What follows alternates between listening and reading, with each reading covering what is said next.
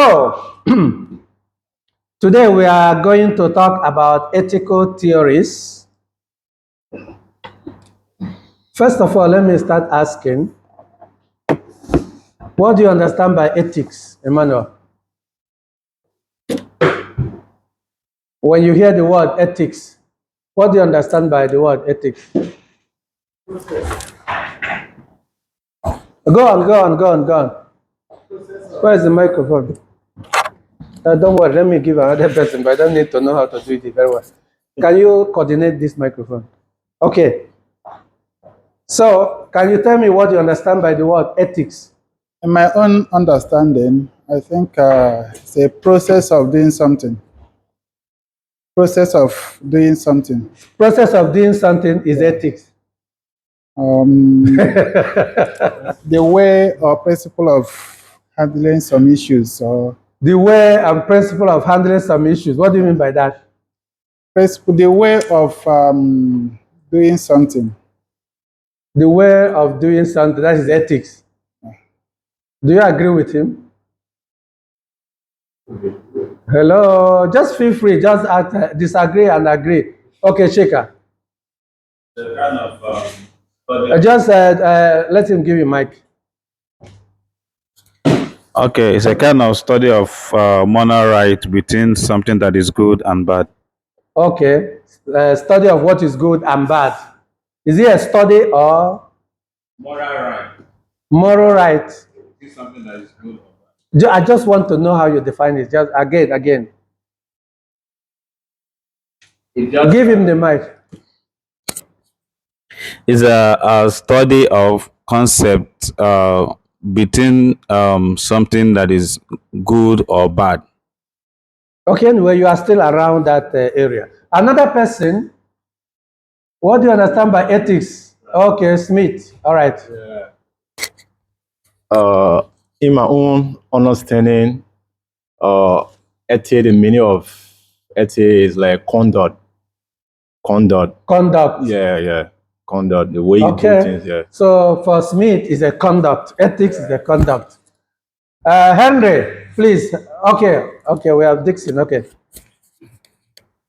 Okay, in my own view, ethics are a set of moral principles that govern human behavior and the way humans conduct their activities. So it could either give direction to rightness or wrongness. Thanks. Wow, I will not ask again so that another person will not spoil this meaning. You see, in this level, we're supposed to know how to apply terminologies and how to use them. Ethics is not all about right or wrong, it's a principles. When you use the word ethics, it's a moral principle, rules and regulations. Rules and regulations. Then, the act of doing it itself is what? Pardon? Now, okay, let me bring it down. You used to hear the word ethics, right? And you used to hear the word morality. Okay, now, what's the difference between ethics and morality? Hello? I didn't. Maybe he wants you. Are you putting words into his mouth? So what did you say, sir? I was just saying, who can tell us the difference between ethics and morality? I'm going to try, but I think the Mangos wanted you to talk because I didn't call you.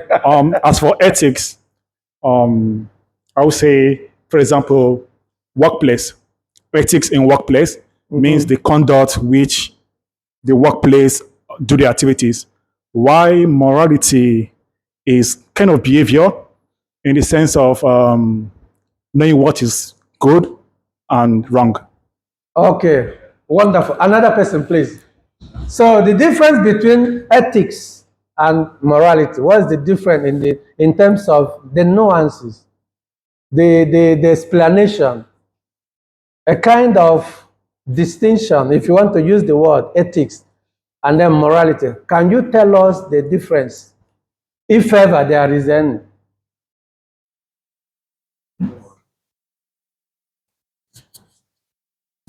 Okay, in my own understanding, Yep. this one though is very closely related, but ethics is the entire body, the general moral principle that governs both right and wrong. But morality have to now define, sorry, the moral itself have to now define what is right itself. Then, so that whenever it's not right now, they can now call immoral, refer to it as immoral on the other side. That's in my own view, please. Okay, another person. Anybody with any other idea? Stop googling. Stop googling. Don't ask. What do you call it? don't ask. Don't ask AI or chat. What do you call it? Chat pad. Hey, don't ask Chat GPT. Please don't ask them. Is it them or don't it? I don't know. What is the difference between ethics and morality? Henry Onachuku. Okay, yeah. Emmanuel Mba. Yeah. All right. So everyone has summarized or said their understanding, but from my own perception, ethics can involve, it can be a governing rule. You are doing it, I mean, you know what is good and what is right, but you choose to do the right because there's a rule if you do the wrong. But I feel moral can be the absence of rules. You just have good morals. You know this is good, this is bad, but you choose to be the one who do the good thing. It's just a simple way of differentiating the both for me. Wonderful. Henry Onachuku, go on. Yeah, from my own side of view, when you talk about ethics, it's about moral principle that guides a human behavior. But when you talk about morality, simply talks about something that have to be good. Do it in a good way, but if it's not in a good way, that means immoral. Okay, so another person, any other idea? Have you asked AI?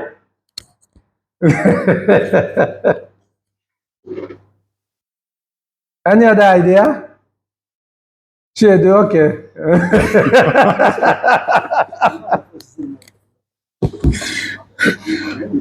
Okay, Okay, man. You are finding some people. in my own understanding, These are moderating. This one are by force. Okay. in my own understanding, ethics are lay down rules and regulation guiding an organization or institutions. Then morality are the good. Okay, morality is being like is knowing that this is the good thing to do and this is bad thing to do, like differentiating good from bad.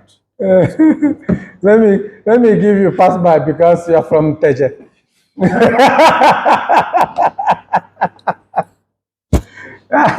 You're from Tejabok. Okay, now I think because the issue is that at this level, at this stage we are in our educational principle and educational movement. At this level in our educational empowerment, we're supposed to know certain things clearly, certain terminology as it should be. Yes, all of us, we must have gotten what is ethics.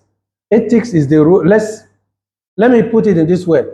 Most philosophers will agree that ethics is about the rules, the moral principles, the rules you are looking at.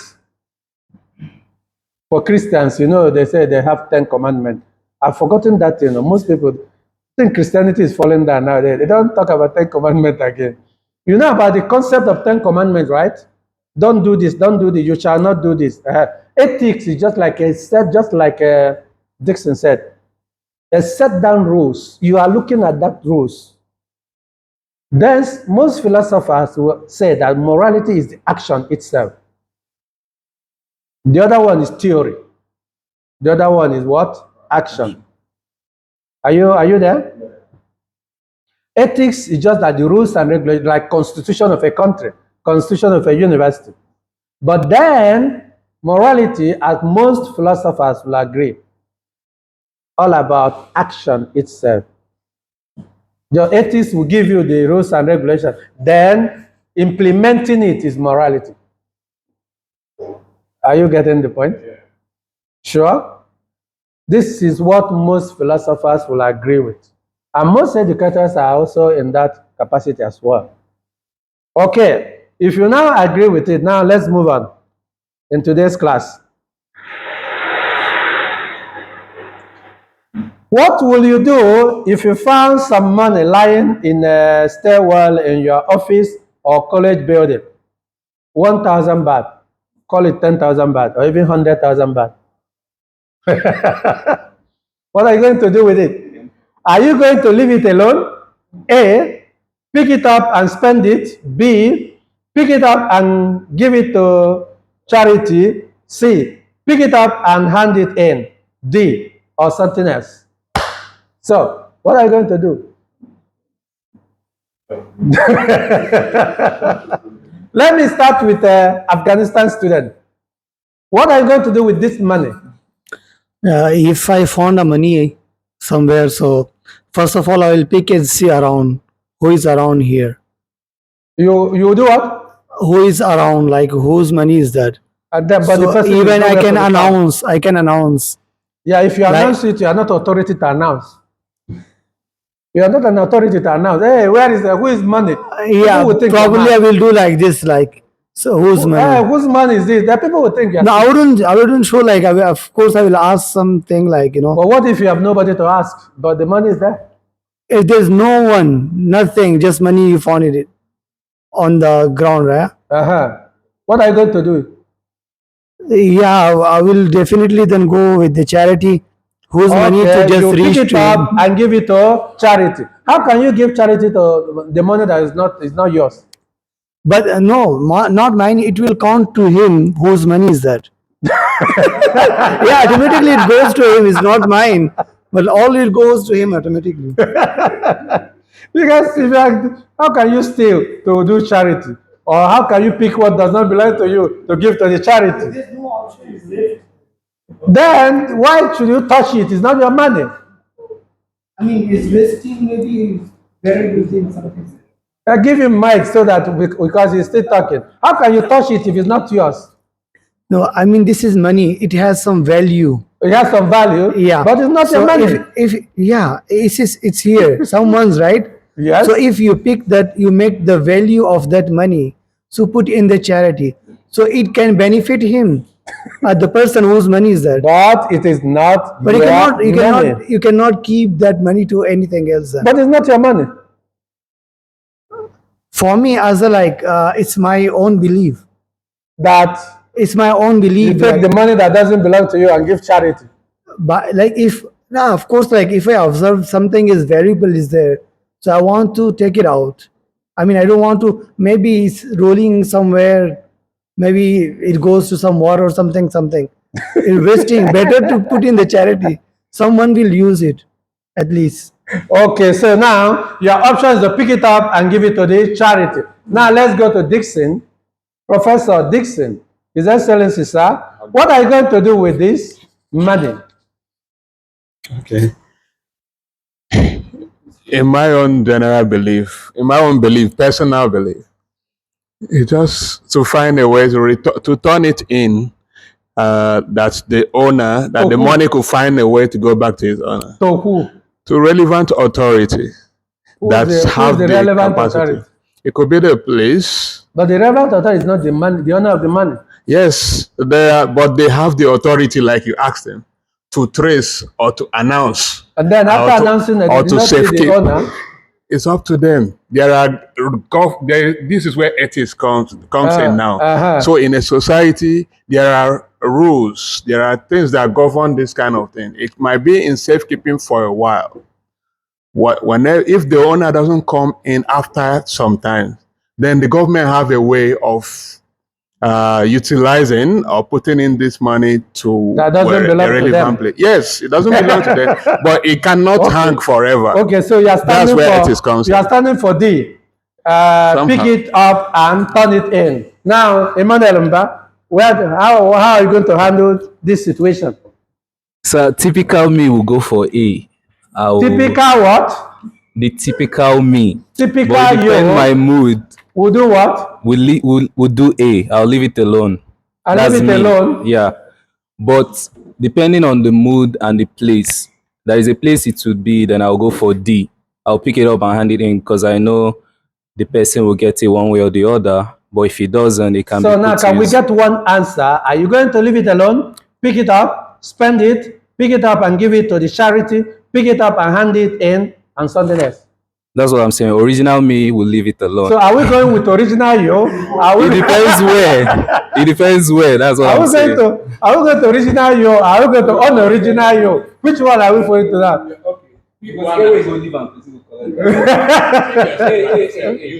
Hey, okay.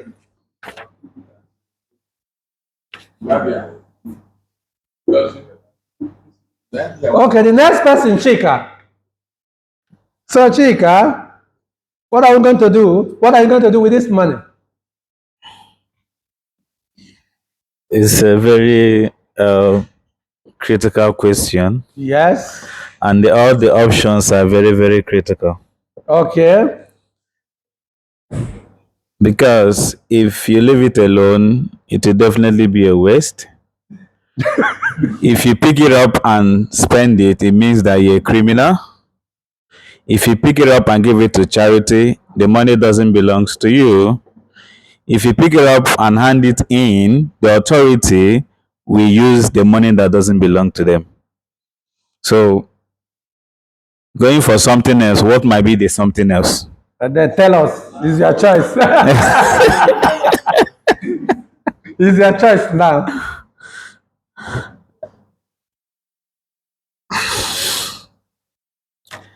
Well, no. Okay. For me, the ethical value, when you see something that doesn't belong to you, you just pick it up and hand it in to any available authority. Okay, so you are choosing which option? Pick it up and hand it in. D. Pick it up and hand it in. Yes. Okay. Over to you now, Sapi. What are you going to do with this money? Money. I think I will agree with him. What's your name again, brother? Say your own. Don't agree with anybody. Jaffa. Say your own. Yeah, with Don't Jaffa. agree with anybody. Tell us your own. Again, it's about the morality from where I'm growing and raised up by my family. So I should leave it. So don't pick any money who's not belong to us. So you are choosing A, B, C, D, or E? A. A. Yeah. Okay. Over to you, Mr. Smith. Okay. In my own point of view, I would take A, leave it alone. You do what? I would take A, leave it alone. To Leave it alone. Leave it alone, yeah. Wow. Yeah.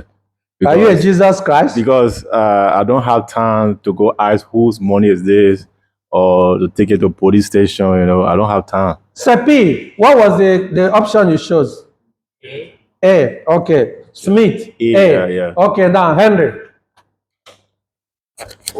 I'll go for option A. I'll go for option A by leaving it alone because probably it might be a trap or it might be a prank. Whether prank or sometimes in some civilized countries, people might misplace something. If you come back, you still get it there. And also from our own country or from anywhere we are from, sometimes when you see something, you have to pick it up and look for the owner. But in a civilized way, I think you are meant to just leave it there because the owner might come back to pick it up. What if you are in need of this money badly? I remember in 2004, I trekked from one place to another in this Bangkok because I hadn't money. Fortunately, unfortunately, I don't know the right word to use. I was just on my own. No. Then I happened to see 1,000 baht because I visited the business area. Of course, it must have fallen out from someone. Someone must have lost his money or her money. Then, what do you expect me to do?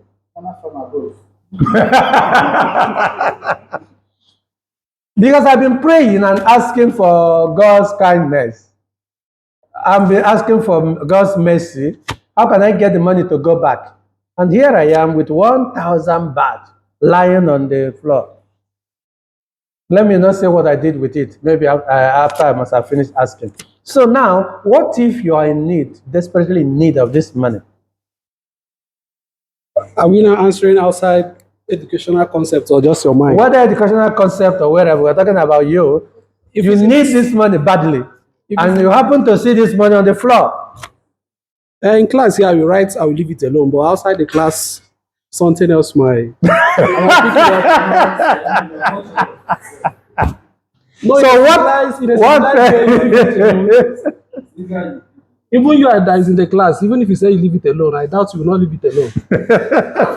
Okay, now. So now, what is the A, B, C, D, E? Which one? I'm going for option A. Option A. Yeah, just normal. Leave it alone because of the class answer. Yes. So, Mike, what are you going to do? So for me, I'll just leave it alone. You leave it alone? Yes, sir. Wow. Edu? Chinedu, what are you going to do? I will pick it up and spend it. I don't need mic.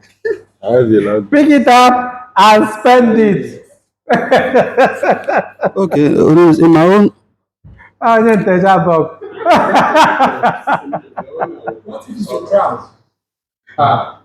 None of my business. That's all the money I'm like. We'll give him microphone, so if they are talking, they will be hearing what they're saying. Okay, in my own Somebody opinion. ask him what if. Where's the mic? Give the person that they have not finished. Somebody ask him what if it's a trap. So Edu, what if it's a trap? It's none of my business. I've picked the money, so I picked it, and I will use it. I'll use it to buy what I need because at that point, I need the money. It's not a theft. Did I put my hand? Did I put my hand in that person's pocket? I saw it. Whether ethics or not, story. Are you saying that it's Onyori? He's a thief. But the money was there. You just saw the money and used it. And how can you call him a thief? If I give it to another person, and he needed it in that moment. Another person will pick it. That shouldn't be. Then Chinedu, you say, what if it's a trap? How will we come out of the trap? I don't know. What do you mean? What if? Someone wire money inside your account. Okay. Which is fraud. Yeah. Don't know where the money is coming from. I end up spending the money and then I will I will spend the money. Can you give him mic to can you give him mic to analyze this thing you said? Just the same scenario. So again, can you repeat what you said? Like somebody sent money into your account, like 1 million baht into your, not unknowingly, purposely, because it's a fraud money, wired money into your own account, and just left the money there. You didn't report to the police. You decided to spend the money that you picked it there, or you just saw the money inside your account, and it's a trap. And they started tracing that money, and it's guessed to you, and you tell them that you have used the money already. You go in for it now. How would I go in? How would I go in for it? What? So long as I will pay back. You pay back. Okay, wait. And the person that they collected the money from is dead. The real owner of the money is dead, and the money end up in your own account. You are the last person that used the money. How will you come out from that? How will you come out from this case now?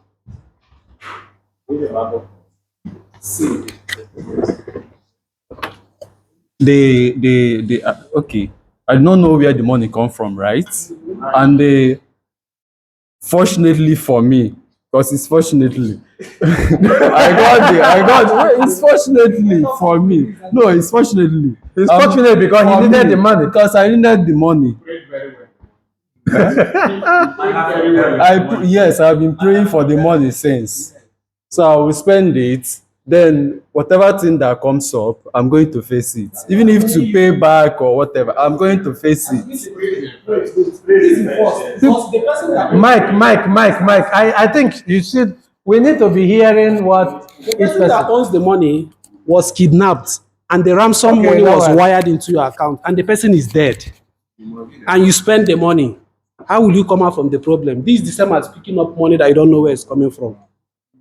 Whatever thing that comes up, I'm going to face it. I will face it. That was just the thing. That is wonderful. Okay, now let's get anybody any contribution. I think Dixie wants to say something.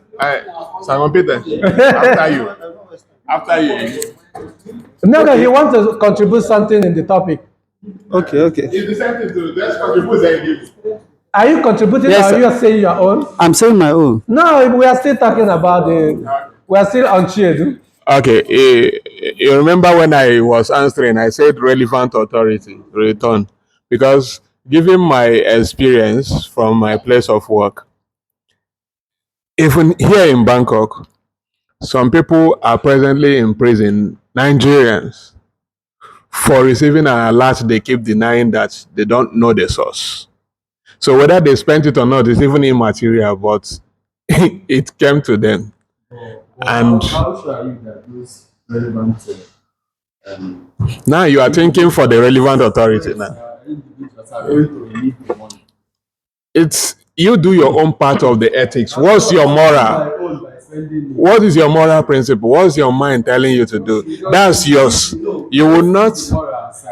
How? Why are you in this class, sir? I think you need this class more than all of us.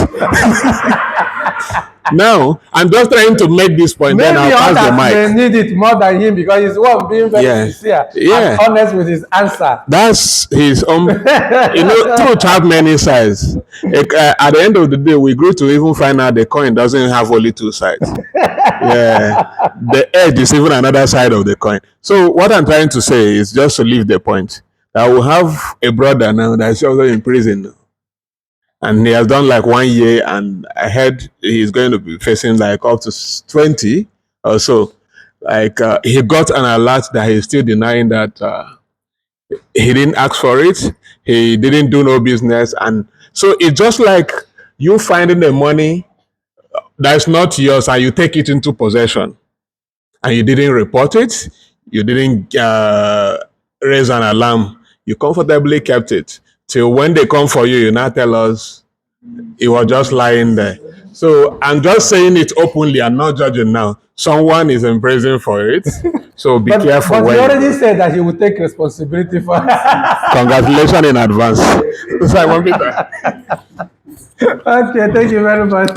Okay, Simon Peter, are you going to leave it alone, pick it up and spend it, pick it up and give it to the charity, pick it up and hand it in? Something else. Okay, no problem. In my own opinion is that Someone said his answer in the classroom and then might not be the same outside the class. yes, I understand. But let us be sincere to ourselves. We all know in an ethicalism, for you to pick something I did not keep, you are a thief. So it's simple. The only thing is that if I'm the one and I came to my office and I saw 1,000 baht in my office, I don't know, there might be a camera watching. So the best thing for me is just to leave it. Because I know that person that kept it might come and take it. Yes, in my office. I will leave it because it's not my money. And so which one are you doing? Number A. Leave it alone. Okay, Simon said leave it. Nan. So Nan, what will you do with this money? I would choose D. Huh? Pick it up and hand it in. Hand it in to who? To the information department or office. What connects them with the money that is that money that you found somewhere? Hand it into the office. That's not my money. Okay, so hand it in, that is D. Okay, Charman. I prefer to go with A. You prefer to go with A? Yeah. Leave it? Leave it alone. Okay. Any other person that has anything to add? Anybody? I'm the moderator. Okay, Iman goes, yeah, you have not said your own. Yeah, correct. The moderator has not even moderated Okay, for himself. in my own opinion, I think it depends on the state where you are. If you are, if you are really hungry and you have been starving yourself for 2 days, miraculously you find 1,000 baht. 1,000 baht. I think God buttered your bread. God buttered your bread that day. So you have to at least take it and solve your immediate problem. Because even if you leave it there, maybe in a lonely road, to become a waste. Maybe if there is rain, the person who misused, who lost the money, maybe might not know the value of the money. But you that saw the money, you know the value of the money. And the money is very important. So you have to use it to solve your problem. Pick it up and spend it, right? Or spend it if you have the need, or if you are in the state of seeing that 1,000 baht as a god to you. But if you are God is great. If you are financially buoyant, I think either you leave it or you hand it over to the appropriate. So you who may have not been financially buoyant as you just analyzed, which one? Well, A, B, C, D, E. Well, for now, because I was raised in a family whereby we don't involve in picking someone's thing. So if we see such, we hand it over to the appropriate authority. Is that your answer, or which answer are we going with now? Now you are not your family. Are you the family? I'm not asking. We are not expecting answer from the family. We are expecting answer from you of now here. Because if you are raised in a family, if you are raised in this thing, of course, because nurture can make me or can lead me to anywhere I go. Even here, because of the nurture, I can still grown up with that nurture. Okay, so now what's the answer? Well, So are you the going answer- to leave it alone, or pick it up and spend it, pick it up and give it to the charity, pick it up and hand it in, or something else? But hand it in. Hand it in. That is D. Yes, sir. To who? To the appropriate authority. Okay, so thank you very much, guys. Anybody? Damian? I think Damien wasn't when we started, but if you can offer something, it's okay. I would pick You will B. pick it up? B. B, Yes. pick it up and spend it. Yes. But it's not your money. Yes. Whose is it? It's the person that lost it. That's okay. It's okay to spend what does not belong to you? Yes. Okay, so thank you very much, guys. Okay, now, I don't think I am here to say this answer is correct and this answer is wrong. Yeah, but we are here to look into some set of why you have chosen your own path. And then what we are trying to drive at now is to tell some of us the kind of moral ground we may have brought up. Okay, now, if you are someone that said you just leave it because it's not your money. At that particular statement, you are absolutist. Are you getting the point? Absolutist. What does that mean? One set of moral rules. Either something is red or is yellow or black or white. Cannot be either. So if you have seen money and it's not yours, then Those of us that may have taken leave it alone because probably for your moral upbringing is not yours, and your father and mother told you not to pick what does not belong to you.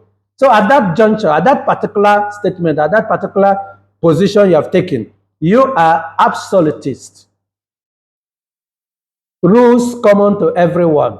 And that you have taken, everybody should do that because it doesn't belong to you. So because it doesn't belong to you, you don't need to touch it. You don't even need to touch it or even to look for where to give it to because it's not your duty, it's not your money.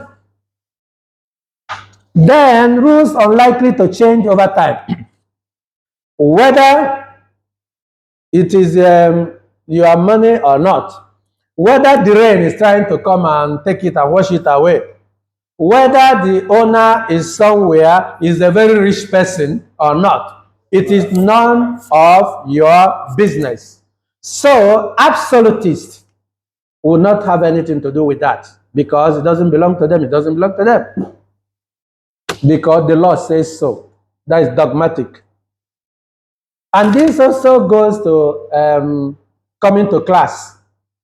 If the class says by 9 p.m., the class is 5 p.m., you see some students, they're already in the class because the law says so. Are you guys get there? Are you getting the point? So that is the moral schools we all belong. Depending on your upbringing, depending on the kind of people you have met in your life, depending on the parents, depending on the school, depending on training you have gotten. Okay, now, how about relativists? Many accepted set of rules in the society. Many acceptable set of rules. For the relativist, oh my God, I'm hungry, and behold, the money located itself to me. I have to use it. I'm also a human being that should be taken care of. That is relativist. I am a human being that is very hungry and I've been looking for this money. In fact, my landlord locked my door right now.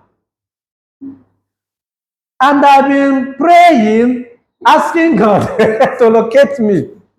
Asking God to locate a favor to me. Remember they say you possess your possession. Here I am going on my own. And I'm about to enter CM University. And I saw in the gate of CM University, look at 5,000 baht there. Look at 1,000 baht there. Look at 2,000 baht there. And you're telling me to leave it? Serious blessing for relativists. For the relativist, it's a serious blessing. I mean, just get it. That is how we are all wired, whichever one we belong. So for the relativist, rules can change over time. You adapt in the situation you find yourself. Otherwise, after this my class, you are not going to sleep. Who will give you? Even the person telling you not to pick the money, can he give you money to pay for your landlord? No. And now you now saw money somewhere that you didn't even put, that the money located you, and somebody is telling you to turn it in or to do this. Oh, come on. Relativists will tell you, oh, God is great. For relativists, they are pragmatic. What works is what matters. And what works now is that I need this money. Hello, guys. Are you guys getting to these ethical theories? Don't forget, don't see me as relativist. Don't see me as absolutist. But this is the kind of moral theories we are following. Ethical principles we may be observing unknowingly, depending on your background. Which one is correct and which one is wrong? Anybody? Because we are going to hit into another danger right now. Just to tell you ethical principles, what it does. Which one is correct and which one is wrong? Somebody that his door was locked and they have been praying, and you cannot even give him money to go and pay so that he will enter, the landlord will open his door. And he suddenly saw money coming to see him university. Hey, leave it. It's not your money. Oh my God, give me a break.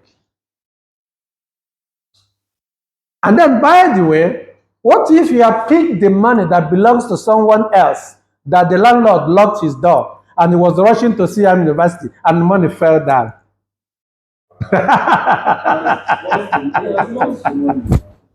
And then he lost it for you. Okay.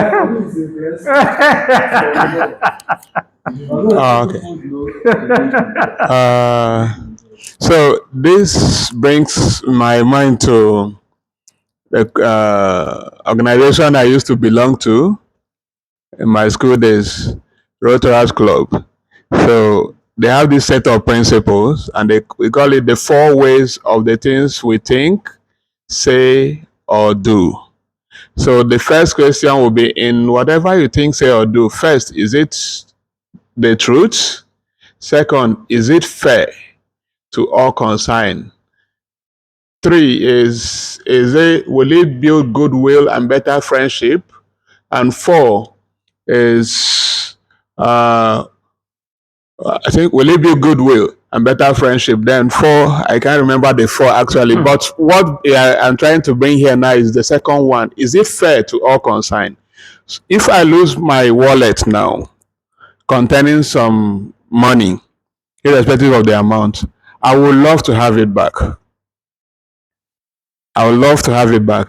And the fairest thing that will happen to me is that even if nobody has, if I'm able to come back and go to maybe the information desk of this school, if I lost it here, over the media I get announcement like, oh, so if you know you lost so item containing such amount, please come and identify and pick it. That would be fair to me. But if someone picks it, and even if go as good as giving it to charity, the people at the charity home will be happy, but the person that have lost the money is not happy. So it is not going to still be fair to all concerned. It is fair to give it to charity. It is fair to spend it to satisfy your own desire at that point as your prayer answered. But to the person that have lost it, it might be something that he might not recover in a very long time. I don't want to say for in a lifetime again. So I have to I beg to stop here.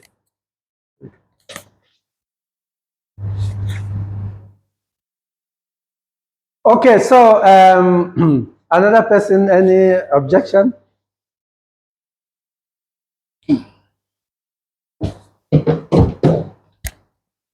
Do you know where we are? Actually, you saw the money. You are late, by the way. I don't know if to say, regardless of the analogy you just stated now, but I want to talk about based on relativism, what I understood by the word. Now, when we talk about the relativism, it depends on what we call truth and what we call lie. And basically, most relativists are liars. Not that they are liars. Then what are you saying? Things Because if you are absolutist, you cannot judge another school of thought. That is what I'm saying, that when we talk about relativism, what you call lie depends on the context it happened, depends on the factors it happened. Now, what we say that is seen to be truth, it depends. Now, when we talk about the basis of this, when we go to moral judgment and cultural judgment with epistemological judgment, using a philosophical approach on this, you will see that when you want to make a judgment concerning the relativism, it has everything to do with morality and cultural background. But bringing it to political view, it depends on what you say that is lie to you and the context it happened, the scenario that happened. So now, what are you driving at? There is an incident that may occur that if you say truth on that very particular way, you get in for it. You die, not just get in. You might lose your life. You may not be alive to explain. So if you want to use a logical even some of you in the Bible, remember when is it Abraham? Was it Abraham that was asked, is it your sister? Is it a sister or whatever, wife? He said is his sister, right? Because I have to serve the situation. Even Jesus Christ, when I don't know where they met him, he sneaked out and ran away. So, well, but the what is it? The factors that affect this relativism is just about the cultural, the belief of the people, the morality in there that affect this relativism that made them to think that they are the honest people on But earth. then there is no people that relativist. I mean, there is no country that's entirely relativist, and there is no country that's entirely absolutist. This is a moral principle we operate from individually. Yes, there is no country that we have 100% relativism and absolutism. If they have it, it means they are not trying to balance the nation. Because the nation we're talking about here is Human nature is always like that. That's a fact. Okay, now what are you saying? One-sided one. What are you saying? You were late when we talked about this one. You saw money. What are you going to do with that money? Are you going to leave it alone? Are you going to pick it up and spend it? Are you going to pick it up and give it to the charity? Pick it up and hand it in. Which morality do you belong? Which one? Now, to apply logical reasoning on this. Yep. If I'm in need of money, I want to divide the part. If I'm in need of money, and I know basically this money will sort out things for me, later on, I will give back to the owner. I can utilize it. So if I'm not in need of money and I saw something like that,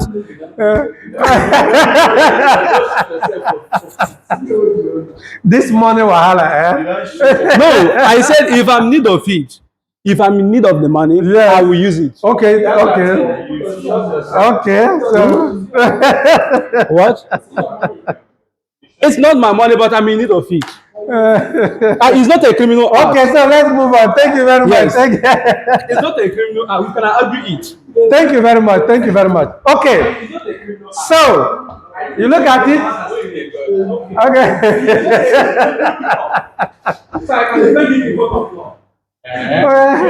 No, if he's still talking, give me mic. So if I have finished, let's continue. Okay, now look at it. Let's move on. Now look at it. Relativism and absolutism. The main basic idea and position here is that some of us operate here depends. Some of us also can change. Some of us, when we see 1,000 baht, they might be absolutists because they consider 1,000 baht not valuable to them. But then, can we change this money to be 100,000 baht? You will see that some of us here who used to be absolutists will jump into relativists because the value has increased.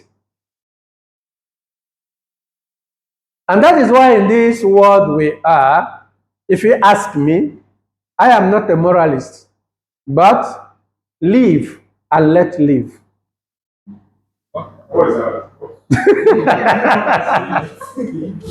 Live and let live.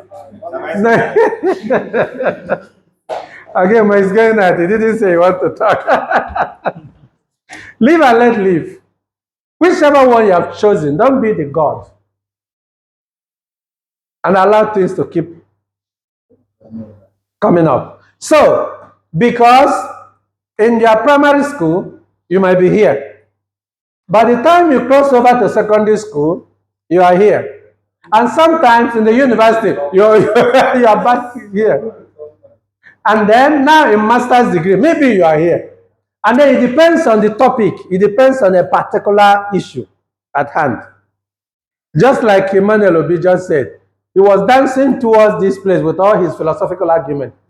And then suddenly, he may have realized that, well, we're talking about money here. He gave me impression that since it's money, if he needs it at that particular time, he's a relativist. So, if he doesn't need it, then absolutist. The message here is that which one is the best? And am I the one to tell you the best? The most important is an academic for you to be aware of these areas of impressions, these areas of recommendations, these areas of contributions in our life. Okay, now let's move on. Then, hold it on. I have not even stopped. Then, what we are trying to say, the absolutists, they are all about rules and regulations. Rules and regulations. Absolute truth exists. The money doesn't belong to me. I have nothing to do with it, period. Relativist. Oh, you're on your own. No? I need this money. It's very useful for me. There are no absolute truth. Don't tell me to leave it when God has blessed me.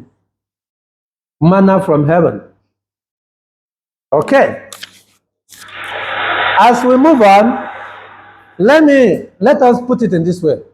An absolutist ethical stand is when it is assumed that there is an unchanging set of ethical principles which should always be obeyed regardless of the situation. Hello? Are you guys there? Absolutist. The rules must be obeyed regardless of the situation, whether I'm hungry or not, whether my landlord has locked my door or not, or any other pressure or factor that may be present. Typically described in a universalist way. Absolute ethics tends to be expressed in terms such as it is always right to, it is always right to, or it is always wrong to. This is the position held strongly by Mr. Dixon in his submission. It is always right to. It is always wrong to. Even myself, there are certain things in Thailand that you put up for me. There are areas that whether you like it or not, I am absolutist. And there are areas you come, oh, forget, oh, now we there. I am relativist. So sometimes it's actually, you might be an absolutist for one issue and change in another issue. Maybe religion. You believe in this, and then there's nothing anybody is telling you. And then, when it has to do with education, maybe you are a relativist. And so on and so forth. Then who are the relativists? Relative ethical assumptions are those that assume that the real ethical situation are more complicated than absolutists allow for. It is the view that there are a variety of acceptable ethical beliefs and practices, and that the right and most appropriate belief depend on the situation. Situation will change, that depends. Come on. Those who have not suffered in life, they don't understand certain things. Those whose visa is about you're about to overstay your visa, you have somebody sending you money. You won't understand what those who are taking care of themselves are going through. If they don't do that, they will overstay. If they overstay, if imagine immigration catches them, what are you going to do? You go to the detention center. From the center, you begin to ask everybody money, or sometimes you now go back home empty-handed. Hello? And then this kind of person, you are telling this kind of person, when he sees an opportunity, provided he's not killing anybody, then you allow him not to make use of the opportunity to better his life. By the way, when you get money, is it written in the money that I committed this in order to get this money? Hello? Even Americans with their richest, whatever, their richness, or even China or Japan and all these big countries, have they told you what they do? Even big ones here in Thailand, you say the elites or whatever, both foreigners who make a lot of money. Is it written in that money? In fact, even when you don't do certain things and you go and beg money from somebody who is doing certain things, what is ethical? Which ethical ground are you? Ethical principle are you? Let's say you don't commit certain things and then you're in need of money and you're not going to beg money from someone who is committing all sorts of crimes.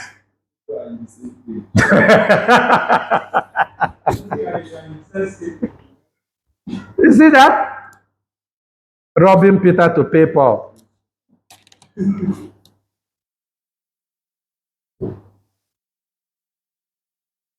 So,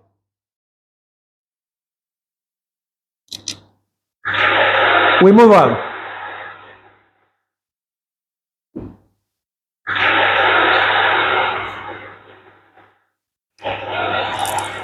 So now, either you call it absolutist or you call it deontological view or you call it teleological view. Okay, now, let me not bug you with this one, but let's follow this one. Action drives moral decision. Outcome drives decision. What does that mean? Non-consequentialist theory. Moral right is or wrong is not dependent on the outcome. The means are more important than the ends. That is absolutist. That is deontological. Then again, we have teleological. Consequentialist theory. Moral right or wrong is dependent on the outcome. The ends are more important than the means. I don't know what you guys are aware of what we are dragging to now. Deontological position. Action drives moral decision. Teleological. Outcome drives moral decision. Any comment about it? Do you have any comment? Do you really understand the concept? Okay, now let me give you this a sign if you don't understand. You are taking a child to the dentist for some work that you know will hurt your child. On the way to the dentist, they look up into your eyes and ask, will this hurt? Do you say yes or no, and why? Imagine your child. Those who have not married, needless to think about getting a child, just imagine. And those of us that are married and have gotten a child, okay, you are taking your child to the hospital to remove his tooth. And then keep imagining. Do I have child? We don't know. What happened to your You accuse us of having kids, but you do everything we do before we had kids. Then who is deceiving who? So what are you going to tell your child? That this hurts or not? It doesn't hurt. It's just a minor pain. Just a minor pain. Yeah. What do you mean by just? What do you mean by just a minor pain? It does, because if you tell the child it hurts, the child will get scared and will not like to do it, and it will make. So now you lied. So now you lied to the child. Yes, of course. The child. At that Are moment. you guys getting the dimension? Yeah. You are lying to your child as young as he or she is in order to get things done. And tomorrow, are you expecting the child to not to lie? It's not all about being sincere, because at that moment, listen, when you have a child and you see that the child is in pain, all right, you also are in pain. And if the child gets to understand that the process in which he or she is going to undergo is really gonna hurt, and that is gonna disrupt the process, that child will not allow that process to go on. But ethically and morally, you're supposed to let the child to know what he's going to face. Now, if you tell the child what he or she is going to face, the child will not be able to do it. So why? You should lie to the child. You don't have any option so that the process can go on. That means you're not sincere. It's not all about being sincere. At that moment, listen, when you have a child, you will understand. At that moment, You don't need to have a child to understand. no, because okay, yeah, it's a simple fact. Why do I need to lie to my And there's nothing like minor pain. That's the moral question. Yeah, because like I said, as long as But do you see where we started? Yeah, I saw what you That's said. why we started. With not- 1,000. I mean, not even in the class. I mean, why society is collapsing. Yeah. Yeah. So if we are parents, myself, I could lie to my child about getting him or her treated. How do you expect the child not to lie in a society tomorrow? That is not. It's not But going the to. growth already is going to be painful.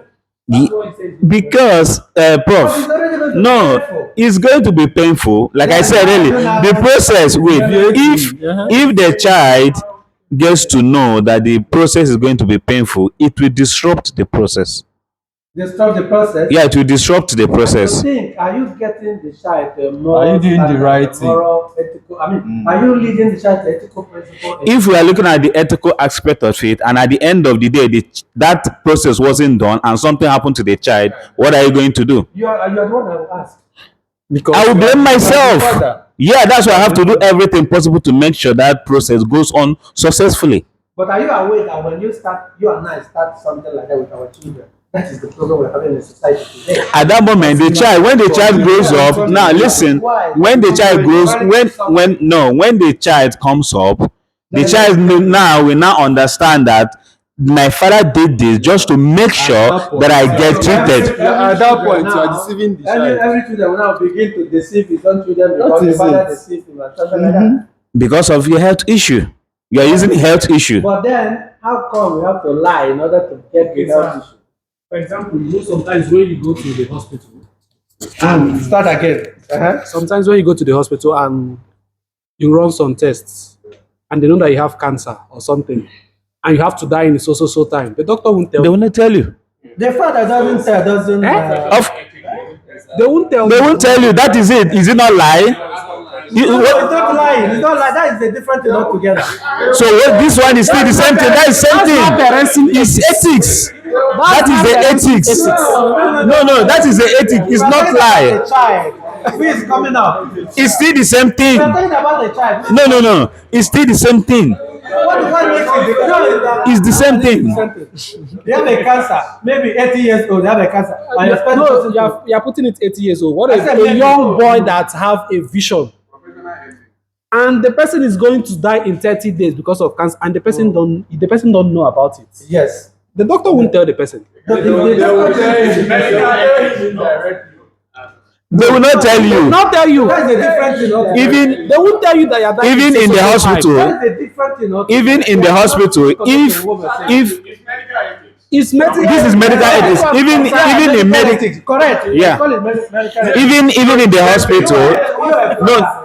You are a father. Prof, you are if about to experience the pain. okay, The Prof, pain won't even kill. Okay. He has to- Good. Can it fall in the hospital? Prof, in medical ethics, even the doctors themselves, if they want to operate on that child, they will not tell the child it hurts. That is medical ethics. Correct. But we're talking about your father. It's same thing. Don't shift this moral picture. It's not. We're asking you as the father and your child, you took the child in your car and you said, can he hurt? Can it hurt? Can it hurt? Then you know what are you going We are to talking about answer? moral. Forget about If the we pain or moral principle, if you shift it from one place to another, it's no longer working. You see that? Any additional thing to say? Well, there are some cases. There are some cases that needs a critical thinking. In a case like this, if your daughter or your son asks you, "Will it hurt?" or you will say, "Oh, I'm not sure. I don't know." But you just encourage him to, even if it hurts. Oh, you can do it. Just be strong. That means It's lies. No. You just encourage him to, oh, even if it hurts, you can do it. You can handle it. I used to give my friends just test it. It's good for us to see. The point is that it's good for us to see the moral battle we go through in life. Sometimes we may not even have the final answer. The most important for us to be aware. Society is suffering today because of certain moral issues. Okay. Okay. Actually, I want to balance this. Not to give it a 70%, but I want to balance it. Balance it by how? First, this very scenario now. Number one is that the behavior, the idea of a child will bring a result. What will impact in your child is what he's going to grow up with. Number one. What is going to do what? Grow up with.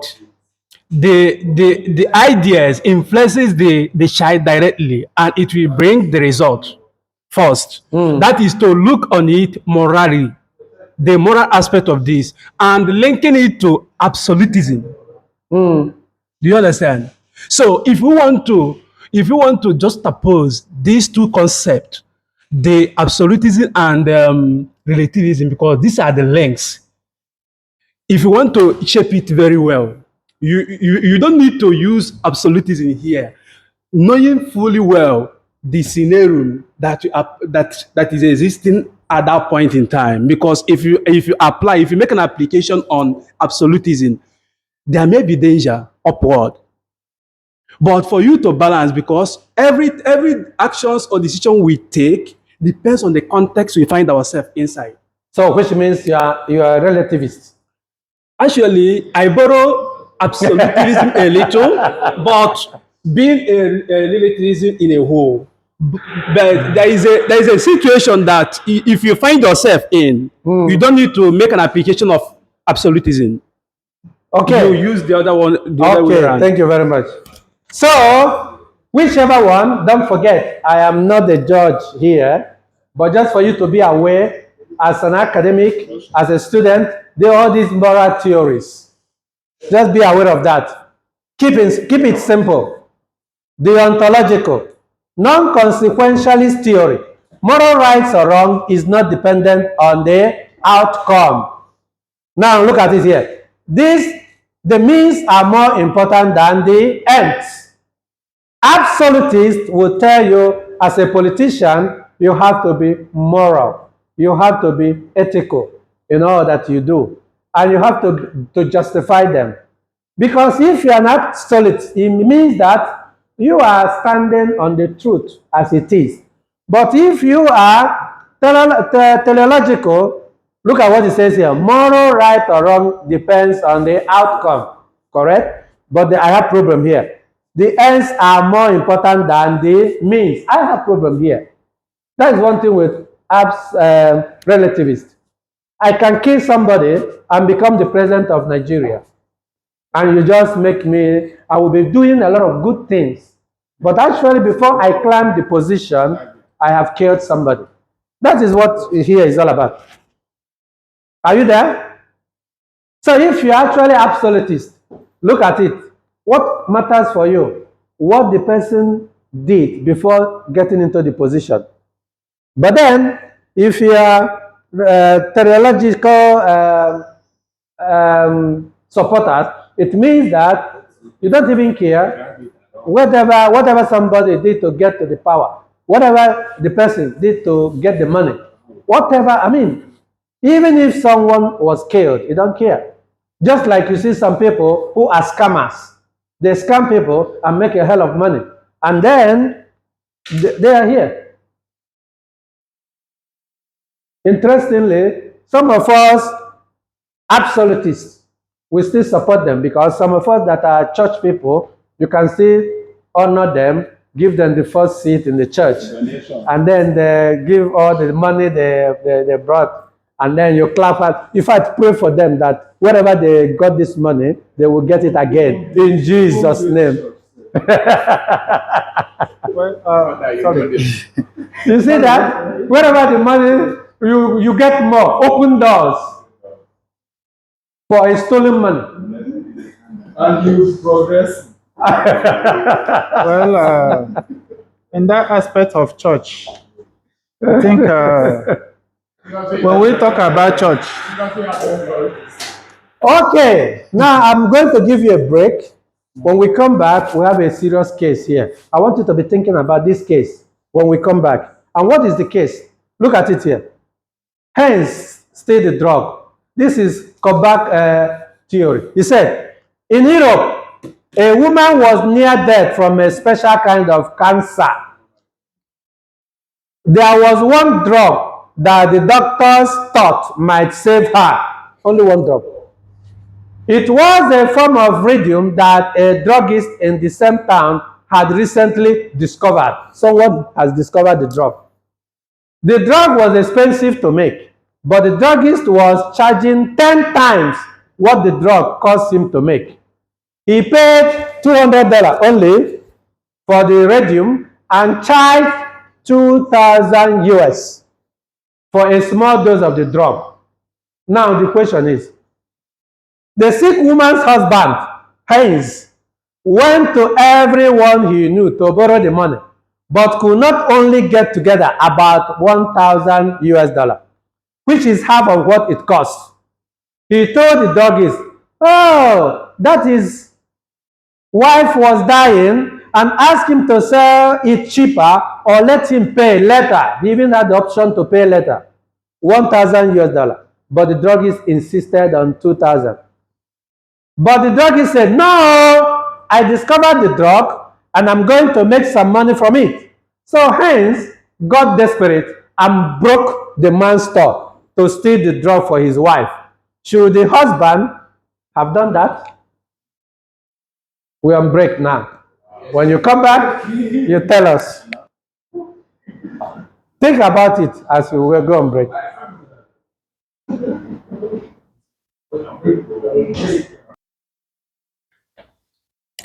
Okay, we're back again.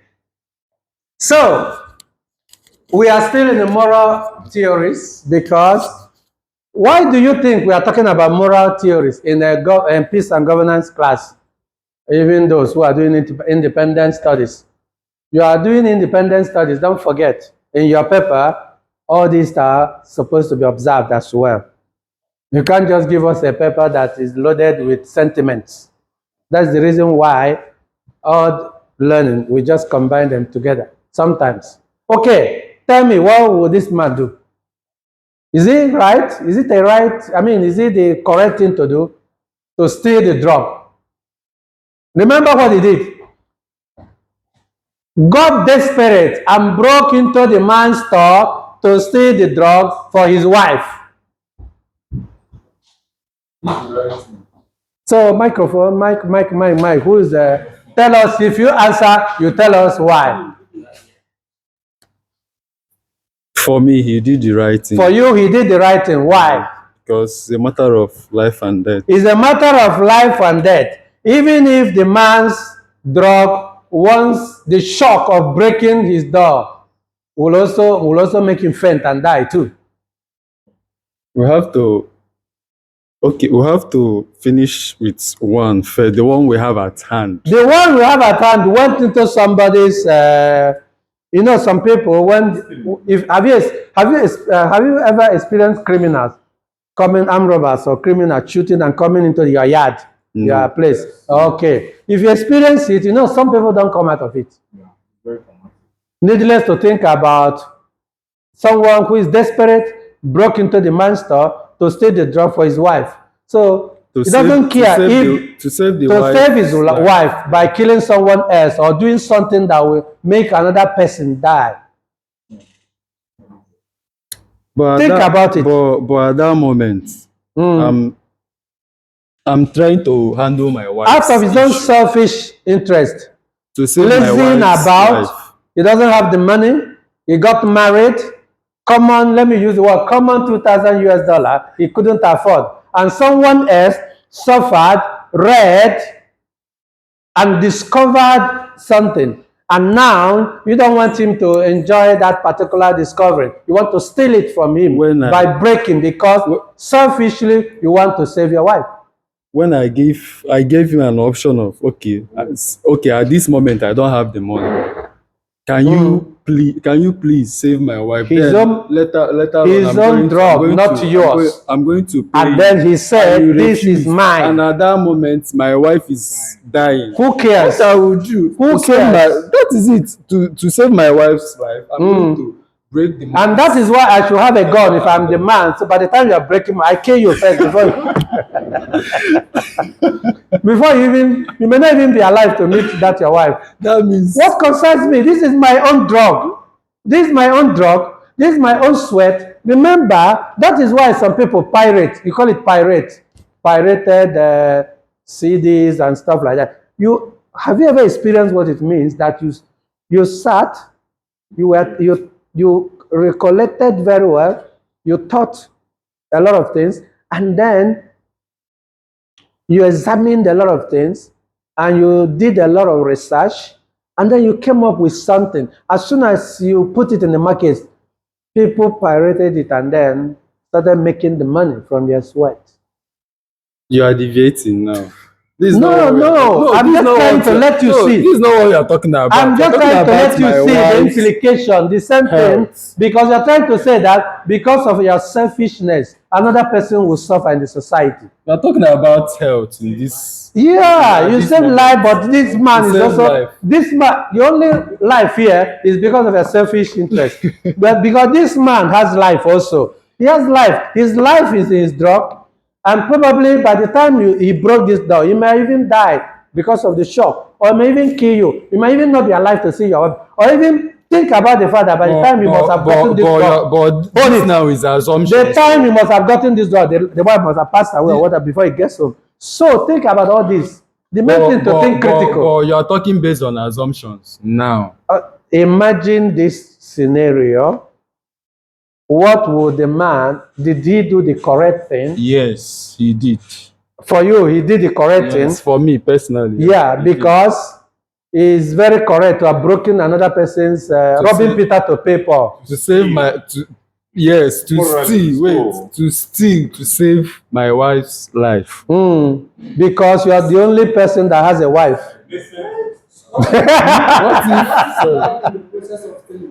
That is it. Family comes first. Whatever thing that you are just assuming. This is fear of unknown. Fear of unknown. Fear of unknown. You have to do the one that you have to do at that moment to save your wife's life, no matter anything that comes up. Even if you have to kill people to save. If the society, but at that moment you are not killing any my dear person. Chinedu, You are not killing any person. my dear Chinedu, You are just assuming if society is run like this, will you survive? Because some people will come and kill you to get something else. Yes. So far, that is the opportunity. Let me use that. No, let me use that. Let me use that word. That is the opportunity.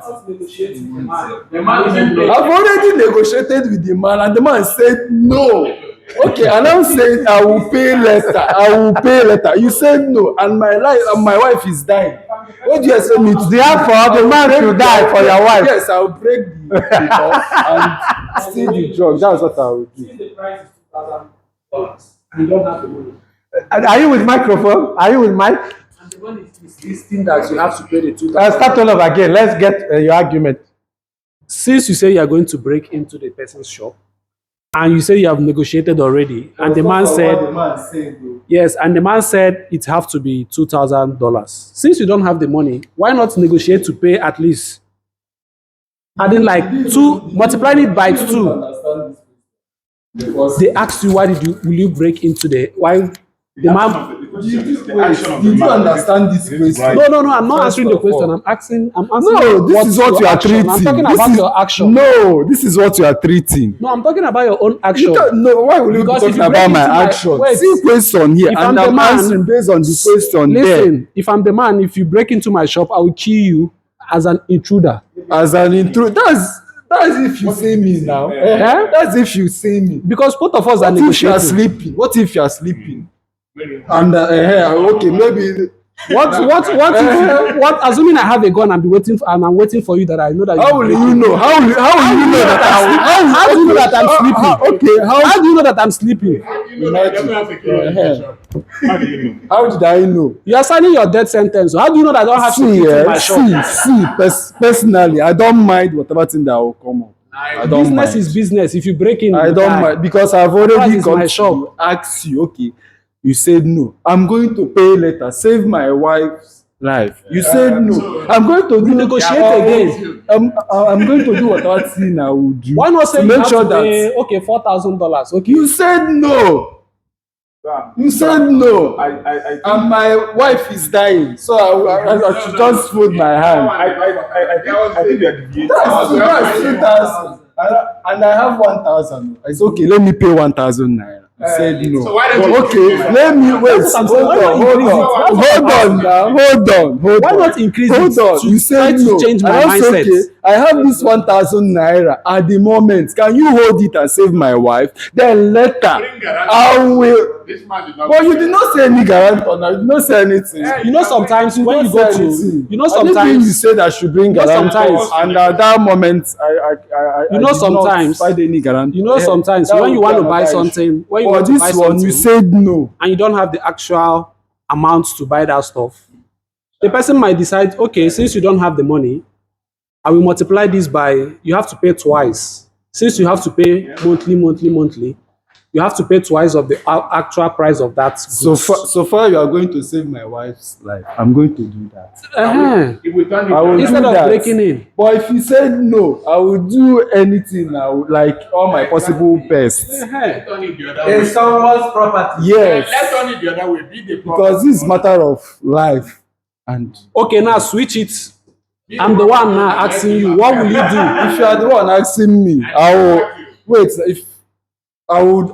If you are the one asking me, I will help out. I will do. That's you now. That is That's me. No, personally, I will do. You don't know how to do. You don't know how to do business. You're not a No, businessman. What see you? See you. I'm not a good businessman. Because if I'm the one, you have to negotiate. Okay. Let's say you don't have money, that's twice. Okay. I just want to say, yeah, I just want to say something. I want to give example. Okay, Nigeria is fighting war, right, between Igbo and Yoruba. Okay, I not use Liberia. Liberia.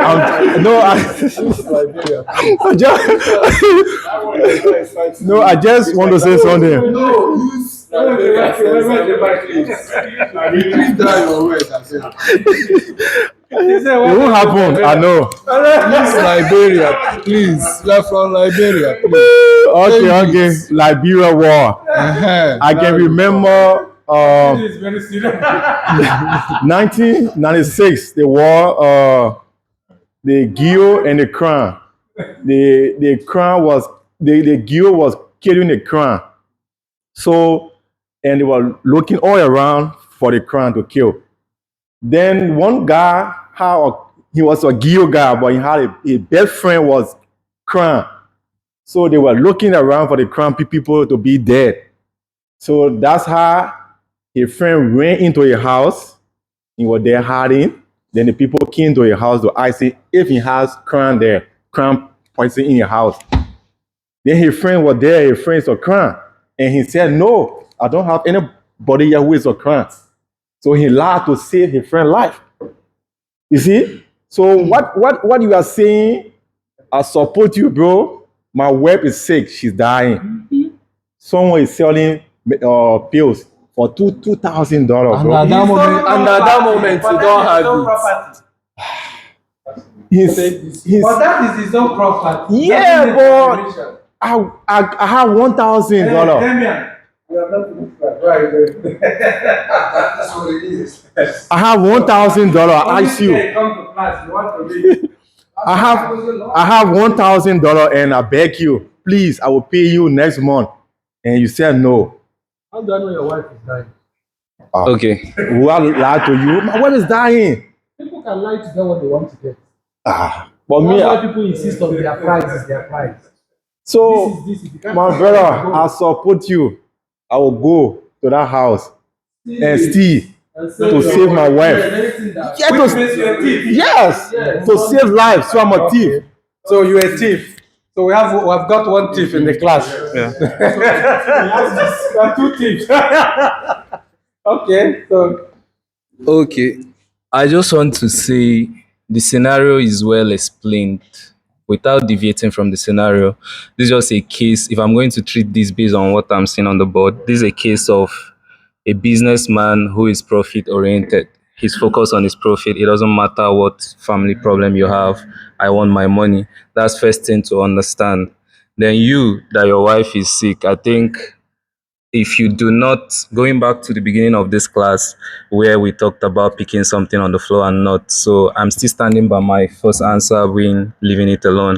I feel like if you don't have that stealing, robbing and all of that mindset, this is business. I said I'm not selling, and it's not my business. You understand? So now if you have strength to break or to bubble your way inside, you could use that strength to find the remaining money. The time you use to destroy my own sweat and investment, you could use it to find the money. You use in destroying somebody, you would have used it. Have you ever been robbed? Discover your own and say, Discover my own how? In a dying minute, like when you don't have time, where will you discover your own money? Where? If you have been robbed, To save life. Oh. We are talking about life here. another case. We are talking about life here. And you are now talking based on assumption. It's all assumption here. We are all assuming. You want the film to save another person from being killed from cancer. okay, that's very good analysis. Chick has already started sleeping. Okay, now I want to say something. I think Professor. Okay, in my honest opinion, no, to be sincere, Where is the mic? I'm with the mic. Okay. In my honest opinion, no, the man did wrong by breaking the store because he could not be able to afford the medicine. But if the man could be able to insist and negotiate with the person, if he can insist, I believe if he can give the person it's a good reason, or maybe be able to submit something like collateral, because this is a life or matter of death. I cannot say that the man he did the right thing or did the wrong thing by breaking the store and go and collect the medicine, because the medicine is $2,000, but I have $1,000. If I'm in the shoe, I might be able to negotiate or be able to bring something with that $1,000 and add on top of it, so that my life my wife could be saved. Then I can be able to settle the money. For me, if the man was able to go for and negotiate or bring something apart from the $1,000, I think that person will agree. You will agree. That's what you think. Yes, sir. Because they are straight. Okay. Emmanuel, so round it up. Okay, I'm still standing on the already established protocol. Which protocol? We are not politicians here. Yeah. Okay. There is some classical theory that requires logical reasoning first. And before I will go into conclusion, I would like to, I will ask you to permit me to employ or link it with many approaches that will help me to interpret it very well. Because this is a classical dilemma. You can't just say it with your normal understanding without inviting theories that will help you to build up your base. Okay. Now, first. So everybody listen to Emmanuel's theory. First, there is no correct answer on this. No answer you give here that will be absolutely correct. Including that the shop owner has every right. After my explanation and conclusion, you will find the truth. What you will find what you will understand what I say, that there is no correct answer on Why this. shouldn't that be correct? The answer for me, you would have started your argument before telling me what should be, because for me already there's nothing. The case closed. You don't have the money to take care of your wife. Please go and look for money. Period. Okay, let me jump. You don't steal my property. Let me jump. I'm not the cause of your wife's cancer. You don't know the one my wife is also going through. So carry your problem, get out of my way. The approaches I want to use on this, number one, because this is a classical theory. First one, we have what we call pre-conventional level. Now, if we dig into pre-conventional level, we have what we call self-interest. Now, the scenario that happens here is one, self-interest. To satisfy his conscience, by the man who went in to steal the drugs. Self-interest. Then second one here, obedience and punishment. Now, when I talk about obedience and punishment, if he obeys, he will face the reality. Facing the reality, it's either the wife died. Now, this is what we call pre-conventional level. Self-interest and obedience and punishment. Now, another approach is this. So the wife must die because the husband wasn't able to take care of. Another approach is this, conventional level. When we talk about conventional level, good interpersonal relationship. Some theorists may come up with this argument that the man did it to show more love and concern about the wife. That is what I link it to good interpersonal relationship. If eventually he didn't do this, it shows that there is no love existing in this. Love is to go and steal somebody's property. Wait, I'm coming. Why should I wait? You don't need to hold me. Relax. Let me come. I have to agree with the first premise. If the first premise that scattered my brain, I need question. Are you saying you brought in love there? How can the man showcase his love to his wife by stealing somebody's Yes, because you must take a risk. You must take a risk. Is that what love is all about? You must take a risk. Love to humanity. Yes, there is a sacrifice you have to pay that you love your wife. Sacrifice to steal somebody's. That is a good interpersonal relationship. Sacrifice to steal somebody's property. Yes. For your wife. Who is deceiving who? Now, another one is what? The first one you said is already distorted. No, I'm trying to form my premise, and after my premise, I'll draw my conclusion. The premise must be convincing. You are forcing me to jump into a conclusion. Of course not. The premise must be convincing. I am drawing my premise. I have drawn my first premise, second premise. Wait for me. I'm landing. But the premises are distorting. Now in my ears. Maintaining social order. Where is the maintenance of social order if he wants to go and steal somebody's property? Some theorists may come up with some argument that you must maintain a social order, you must abide with rule of law. You understand? Correct. Now, having a post-conventional level. All these answers are given us. Is it from AI or what? It's not from AI. I'm a political analyst. Okay. And before I will involve in this very dilemma, I must apply logical reasoning and different approaches from different angles. Correct. Help me to but your logical reason is making me worry. How can love be associated with going to break into somebody? Yes, because love is about sacrifice. Love is about sacrifice. You understand? We are trying to just support the legality here and morality. So which means love is stealing. You remember? I have not. Wait. I'm coming with my premise, and I will clear the air. Okay, round up. Be clearing the air. Now, when we talk about post-conventional level, in there we have social contract. So still, we have social contract. Okay, we have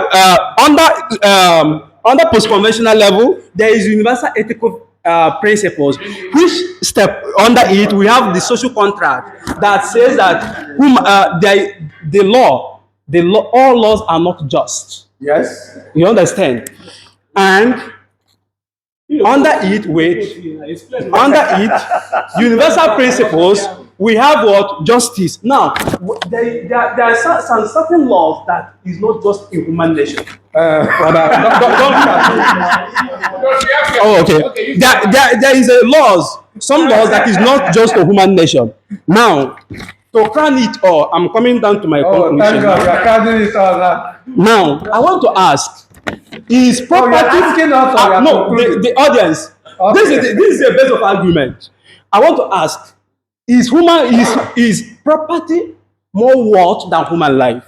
Yes. This is a question. No. You know, I invited many approaches. Maybe that bring a lot of arguments because if you go into it, if you don't go into it without. What do you mean by human life? Is human life breaking into someone's house? That is what I'm asking you. Is human life? Okay. Is property more worth? Yes, the audience. Yeah. Yeah. If the husband is lazy, he's Because we are talking about human life. No. There is no laziness here. There is no laziness. There is this term. Biggest foreign intellectual. Wow. Faith, seeking understanding. Application of morality here. That's what I asked. Is property more valuable than human life? What do you mean? Who is that asking? What do you mean? I'm asking the audience. See, you're not meant to ask us because you have not landed. You are still on air. No, The property that was mentioned here is the person's store. For instance, if you are sleeping and someone enters inside your property, what will you do? Which means you are opposing law. Wait. No. You said it's property. Listen to me. I say, biggest foreign intellectual.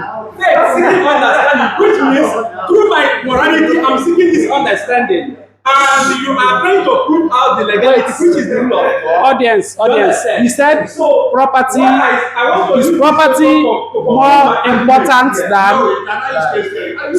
You said is property more important than life, right? Yes. If you are in your house sleeping and someone break into your property, what would you do? You are trying to go into. What are you going to see? You are trying to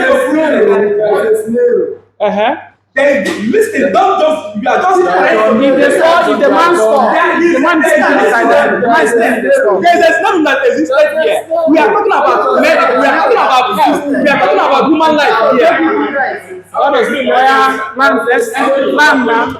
Okay. For your question. I want to conclude. No, you have to conclude before we answer. You have to conclude. Okay, now. Okay. In conclusion, because if you listen to me, I said there is what I quote here, fides core intellectu. That is a Latin word. Faith, seeking understanding. What has Fidel got to do with this? Yes, because I'm using morality to seek understanding on this. Number one, I'm using morality to seek understanding. I'm not going at the side of law. You know why I do not go at the side of law? Because most of laws we have. We have not finished the class. Because most of laws we have is not just to human life. Okay. So that's why I say human life is more valuable than any property. Okay. Okay, now. Everybody sit down. Let us conclude the class. Please, can we sit down? Let us sit down. So, permission, sitting on the same protocol, sir. Okay, calm down. Okay, so since there's a quote here, we order. Honorable member, off your mic. Okay, let me ask you something.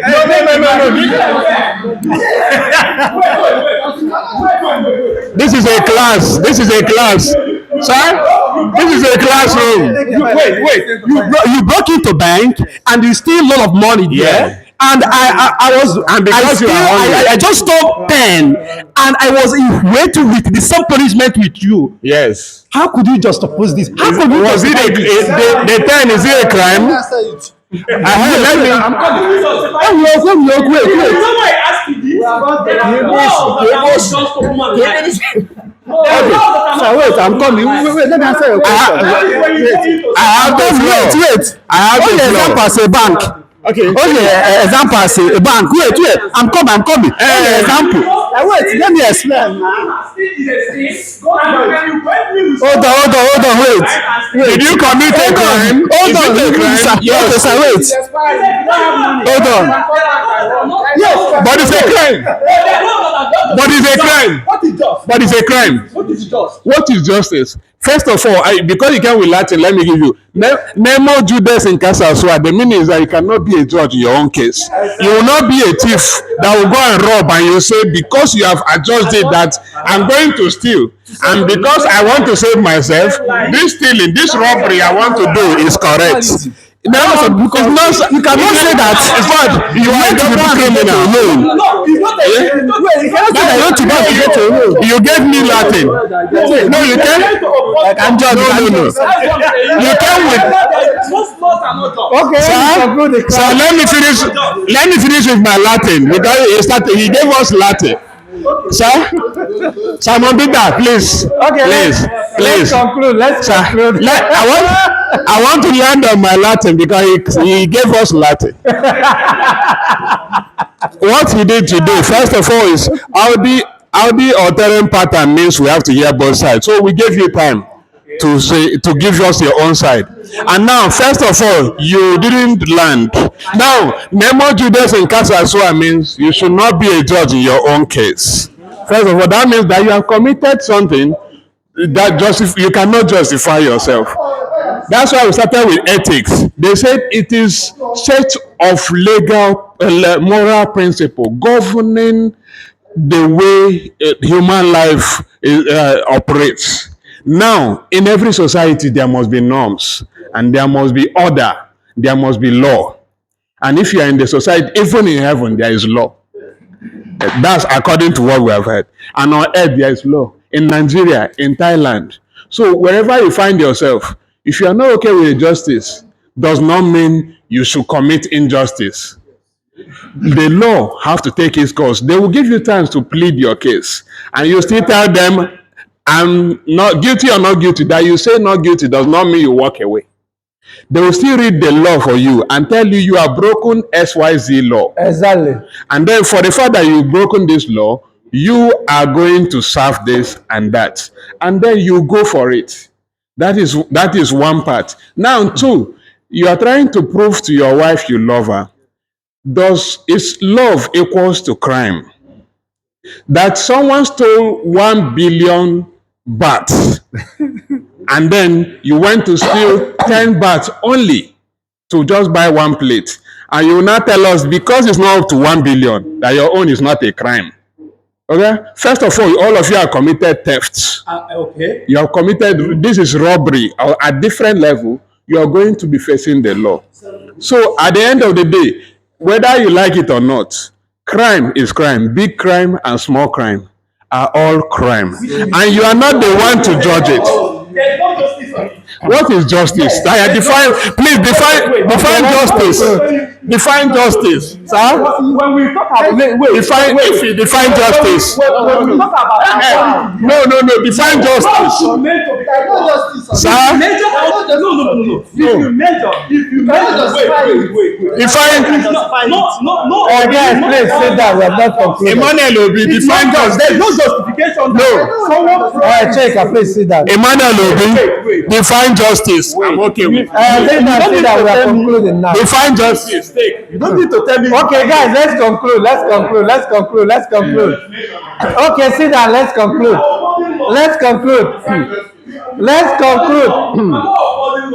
Okay, let's conclude. Sit down. Let's round up. Sit down. Let's round up. Actually, this is what we call intellectual wrangling. Wrangling or intellectual exercise. Please, can you sit down? Let's conclude. Actually, as an educator, this is the best way people learn. I hope nobody is going home thinking that the other person hates him or against him. Okay. I am so much satisfied as I listen to some of you, especially when Emmanuel bring in his own premise, first premise, second premise, and some other Chinedu comes from his own part. My joy is that two of them are from my town anyway, Ntejabok. So, and we are very, very intelligent and smart people anyway. Chick, I feel like say you don't understand this one. You know, agree. Okay. So, this is Emmanuel Obi, and then this is Chinedu Nweke. And then, actually, all your positions are, for me, very correct, depending on your vantage point. The point is that we are talking about ethics, and the point that we are facing that the reality of ethics, ethical principles. Sometimes you ask yourself, do we really have universal ethics? You see? But the most important thing, just like Dixon's just submitted, I don't think any society will last when there is no set down principle. When someone will have to break another person's door to steal a drug because he wants to save his life. I mean his wife. If we operate in that kind of society, I bet you none of us will be alive here. Because anybody can wake up and do whatever he wants in order to save his mother, or to save his father, or to save his girlfriend, or to save his boyfriend, or to save his children. That is for me. I'm not concluding as an answer, but think about it. Even though this is an imaginary situation, and I'm very glad that Emmanuel Obi also went further to analyze what we should know about this principle, because this is coming from a cognitive moral development. And then he went further to talk about it. I wouldn't go deep into it, even though he was trying to be emotional in talking about it, but he has some points, frankly speaking. But his emotion could not, the love of his wife could not allow him. And then, I guess he loved his wife so much, he was imagining his wife to be this wife. So that's the ethical, moral analysis of this particular man that we are following. And he just summarized the entire thing that I have nothing to say again. Maybe if I want to say something about it, I will say it, not in this context. But the point is that as we are going home now, remember where we started, ethical principle. If we keep fighting over it, this class, of course, you know the class, some people actually went home. Some people could not stay again, and some people could not handle the argument, because the argument is so intellectually stimulating.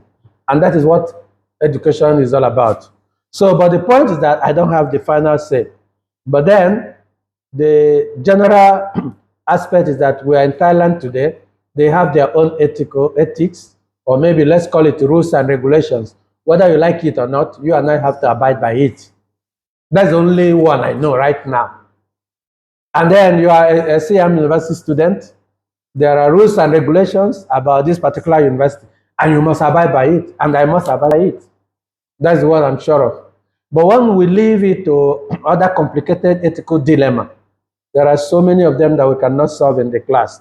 So I just want you to be aware that peace and governance is also a subject you can only define properly if you understand, depending on ethical ground you are. Otherwise, this man who will break somebody's door and break somebody's discovery just to take something to save his wife, you can consider him as a peaceful person, right? Yes, that's the implication. And then this man who insisted in his own discovering that he discovered it and should be paid for it, even when life is at stake, then you can consider that person as peaceful. That is the connection here.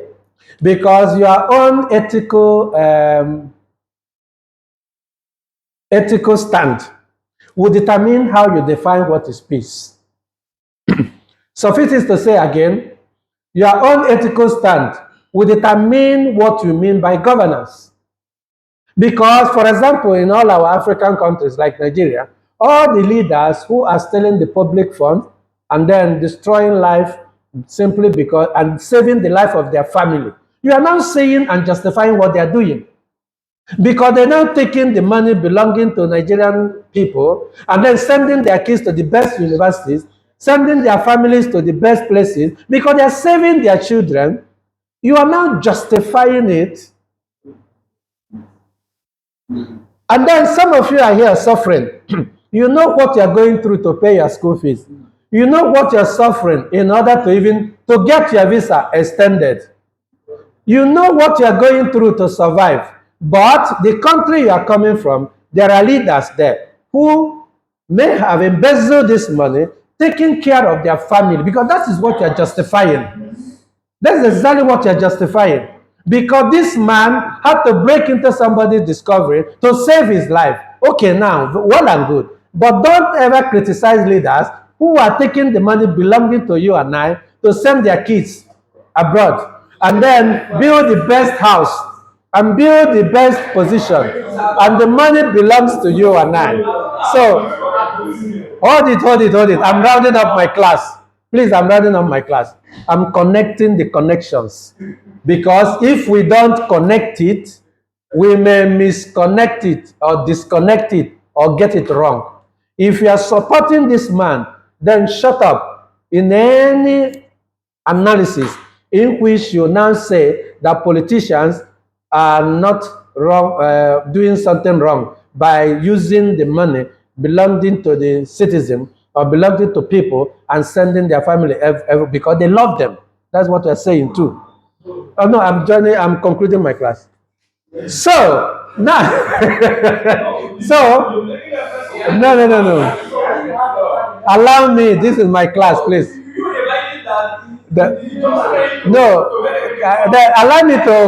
Allow me to conclude my class. Allow me to conclude my class. Where is the mic? You are holding. Okay, good. Emmanuel Obi, please allow me to conclude my class.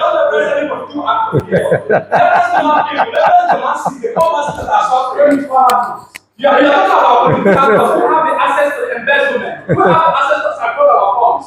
That is not right. So, okay, can you see that? Let me. That make it level, right? So you don't know the system. You don't know we, the pharmacy.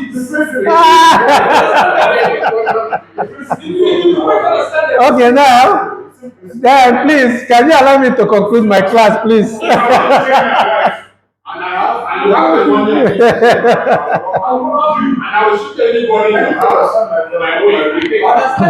Okay, now, please. Okay, now, please. Let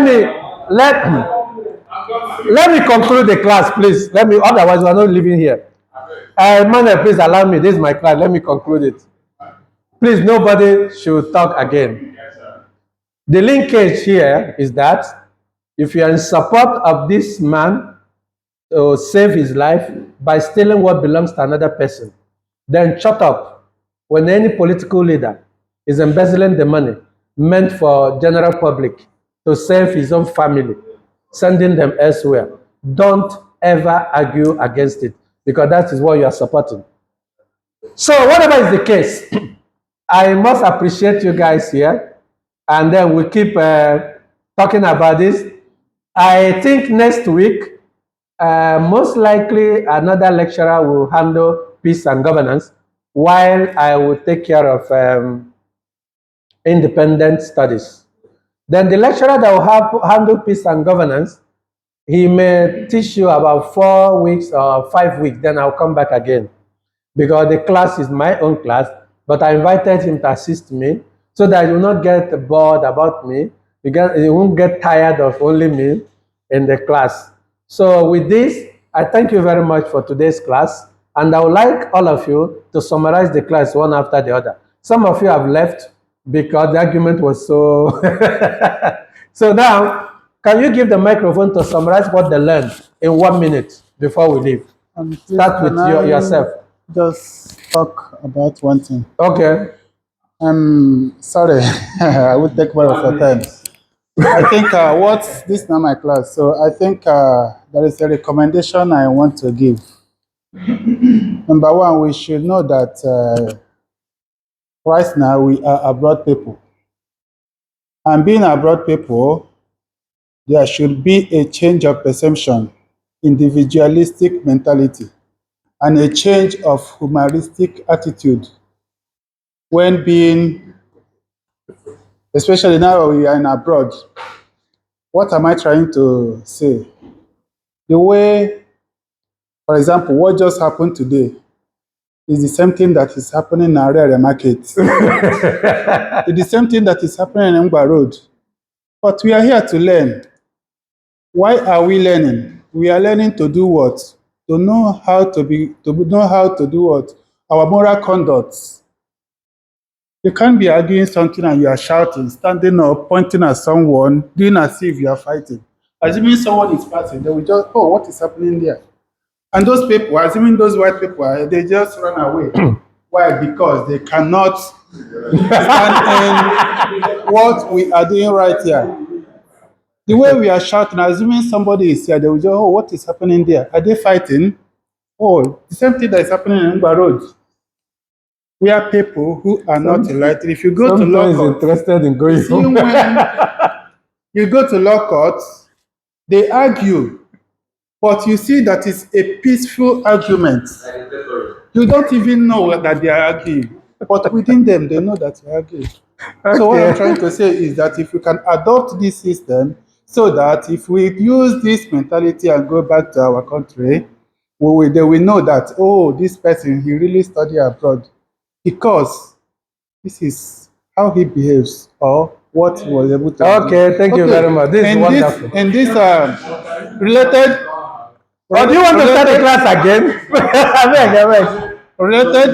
Related to this issue, I think another case is using the case of Ike Kremado to conclude on these aspects. Ike Kremado's case, maybe we can also justify it as being, oh, because he loved his daughter, that's why he... So assuming it is done in a Nigerian way, he wouldn't have gone to jail. But because of a place where everybody is equal, he ended up going to jail, despite all his, though he was trying to commit, not that the case had been executed. He was trying to, on the process, but this one is that he put it into action, committed the crime. So which means you must go for it. In the law court, your desperation or your consciousness doesn't give you the justification that you are right. No, they have to follow the process. Okay, thank you very much. Thank you. Can you clap? Actually, our students are becoming stronger nowadays academically. Thank you very much for that. So, Santo Emmanuel, your summary of today's class before we leave. I just stand with the fact that an absolutist does not compromise. It doesn't matter the situation or the scenario. In the two situations we had, the first one about picking money on the road, I stood by leaving it alone because that's how I would do on a normal day. In this second scenario as well, I still think that it is okay that the man finds other ways to save his wife other than breaking someone else's property. So in other words, I'm just saying in general, I learned more that absolutists are just people who stick to what they believe is right and then keep to that no matter the situation. Okay, Smith.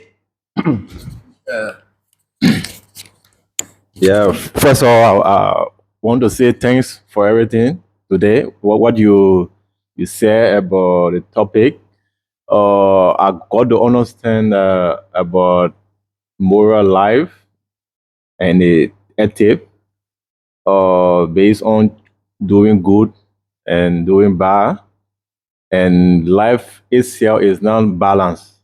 Sometimes in life, you want to do the truth, but you want a better result. Sometimes you want to do bad, but you need a better result. So, in my own understanding, life is unfair. That's why I got to understand about the topic. It's not balanced. Yeah, so I urge everyone here to do the right thing when it comes to the right thing. To live a normal life. Okay, that's my thank advice. you very much. Henry. Okay, from today's class, I learned that any ethics or principle or moral principle that is being outlined, try to adhere to it and follow it in a good way.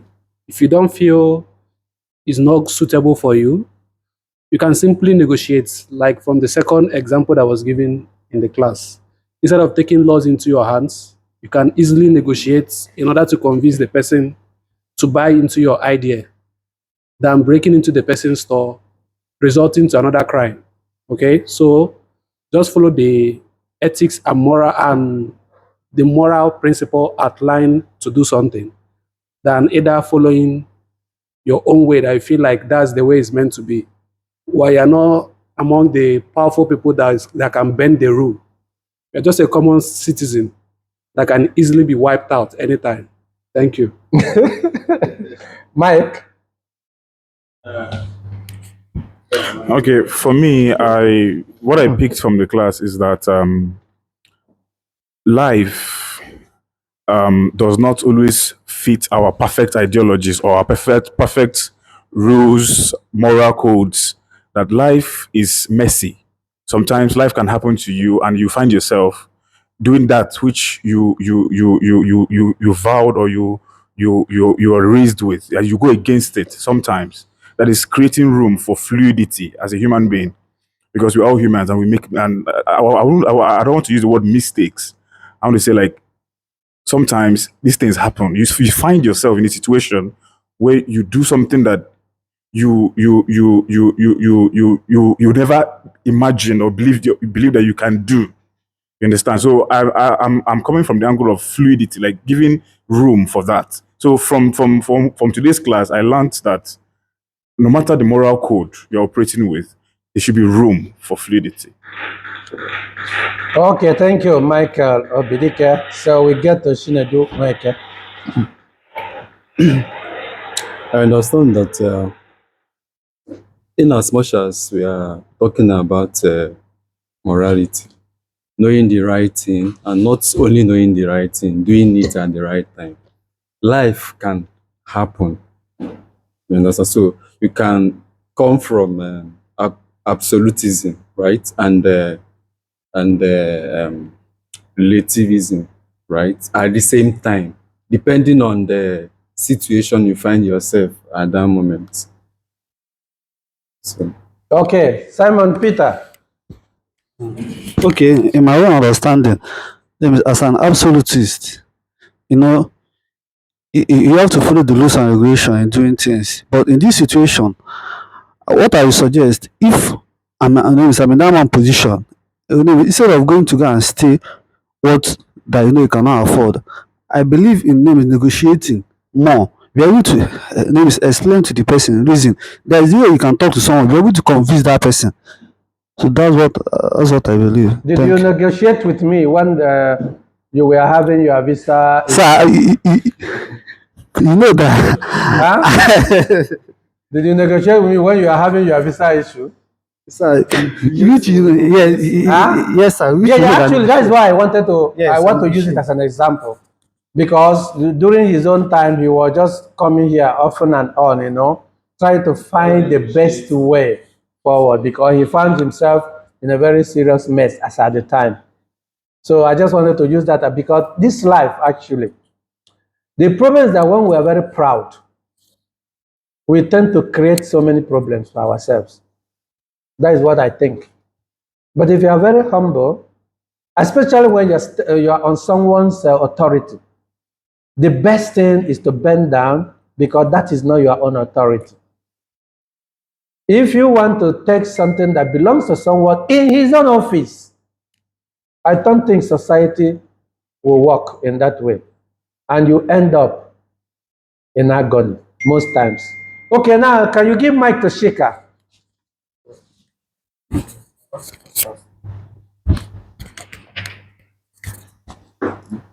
Shika. So can you summarize what you learned today, even though I found that you were sleeping at some point? Okay, I'm just very tired. The week has been very stressful. Okay. Yeah. Okay.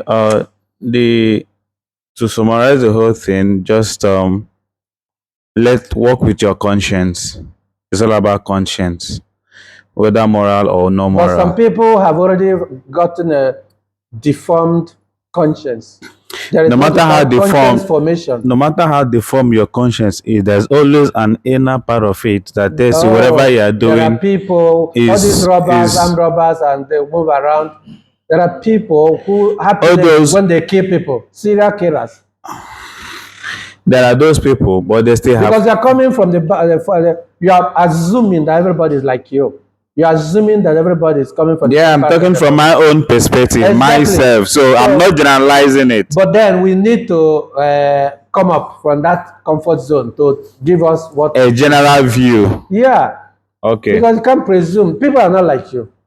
There's nothing like conscience. Many people that they've already formed a different conscience altogether. Even some people from their parents, some people from primary school. Even in Nigeria, we have secret cult members, don't we? Yeah, and of they course. kill themselves.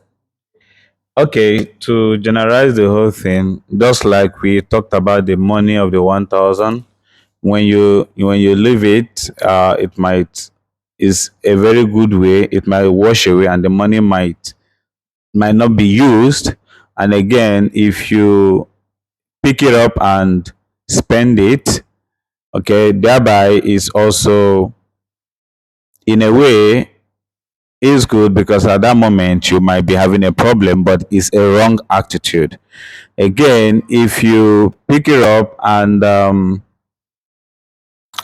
send it to charity, in that way, charity, people destitute, people that doesn't have anything to eat, can as well use the money to eat. If you also pick it up and hand it over to the authority, there's every 50% chance that the owner might likely come back to that environment to ask the authorities that are around if he can be able to recover the money back.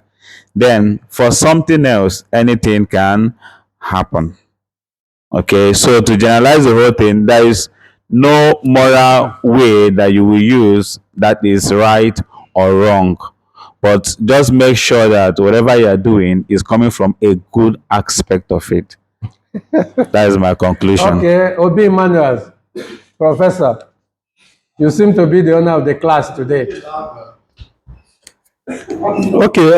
Eman Gozi, let me just summary. What do you learn today's class? Just 1 minute. Yeah. What I learned today is that most of the times many people. By the way, I have to thank you for sizing the class and making everybody to wake up, because a class like this that some people have been into, they've been in class since 9 a.m. to today until now. We need this kind of personality to just scatter the class and then wake up people who are sleeping.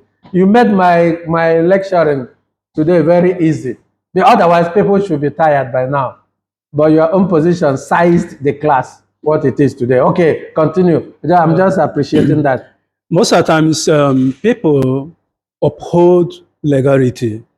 Uphold what? Uphold legality. That is rule of law. We're about to go home. Okay, wait. Okay. That is what I want to say now. And wait. I'm trying to say what I learned today. Many people go into absolutism and many go into relativism. And if we want to link this up to the scenario that happened in US, Donald Trump, he committed a crime. Who says so? Are we starting out over again? Please, can you summarize? Okay. No, okay. Just 1 minute. Okay. We'll meet again next week. 1 minute. I learned about there is a great tension. There is a great tension on legality and morality. Thank you. For sure, you are very correct. For sure. Actually, you are very correct. Thank God for saving us from another round. Okay, summarize the class for us. Excellency, sir. So what I've learned is what I want to talk about. So what I say here is whether absolutism or relativism, there is always a set of moral principles governing human behavior. So there is this book that says Why You Act the Way You Do. I think it's all about the set of principles that governs individuals' lives and behavior. So at this point, we'll get to find out that in any way human beings behave, whether right or wrong, it is because of some set of principle, either consciously or unconsciously, that is directing individual's life. So leading to actions, reaction, and even inaction at some point. So at the end of the day, it seems even when we don't know and we behave or we think or we say things the way we think we want to say them, it is still, it falls under a particular category.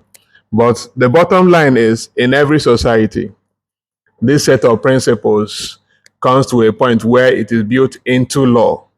And then we are not the final judge to say if whatever we do, think, or say is the final. And then at the end of the day, I understand and learn today that however we behave falls under a particular category of ethics. Thank you very much. Okay, thank you very much. So I will first of all, let me echo what one of you said. Please dispose yourself to be educated. Dispose yourself to learn. And then education is from Latin word educare, meaning to sieve out something, presumably ignorance from you to lead to somewhere else. There's something I will pick on what Emma also said. Whether you like it or not, myself, sometimes I'm emotionally, I find myself very emotional sometimes. When I remember, I say, oh.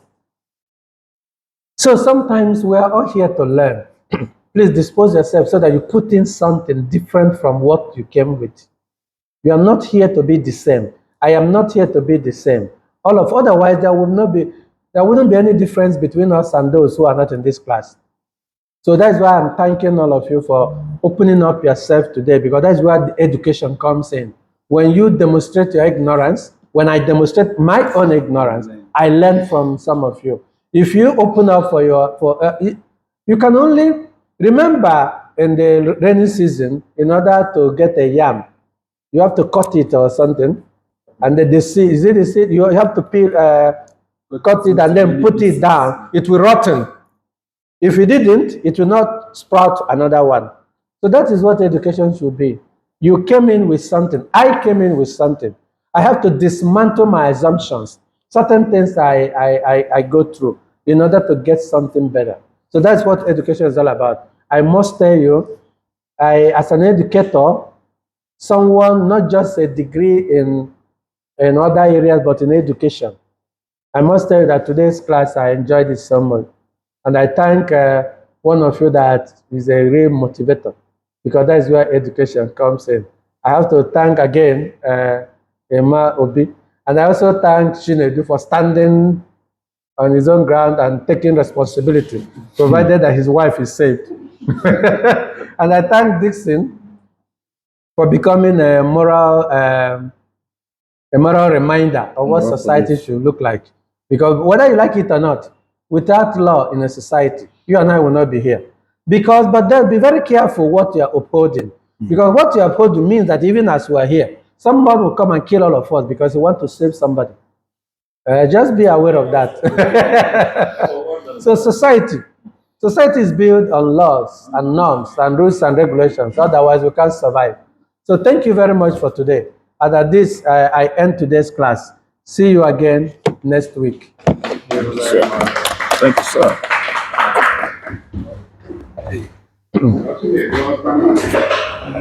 Okay.